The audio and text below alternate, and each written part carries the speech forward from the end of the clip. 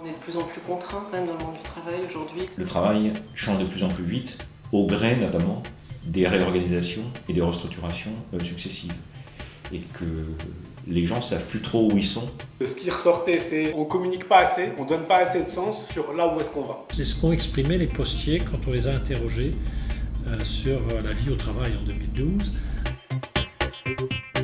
Cette démarche a été un peu longue à installer parce que quelque part, les gens n'avaient pas l'habitude d'être questionnés là-dessus.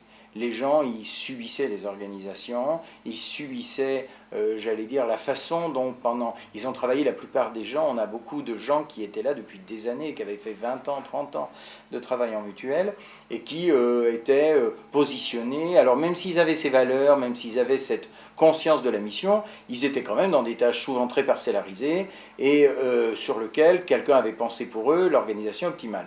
Et quand on leur ouvre la boîte et qu'on dit, ben allez-y, prenez la parole sur cette organisation, ils trouvent des solutions et ils se disent tiens on m'écoute et ça a été le rapport au travail est d'autant plus riche que quelque part on a son mot à y dire. Dans les réunions de service, qui osera lever le doigt pour dire il y en a tel problème. Là on est tous ensemble, tout le monde pense la même chose. Vous êtes d'accord, hein, ça peut plus durer ce machin-là. Ben ouais, on l'écrit. Hein.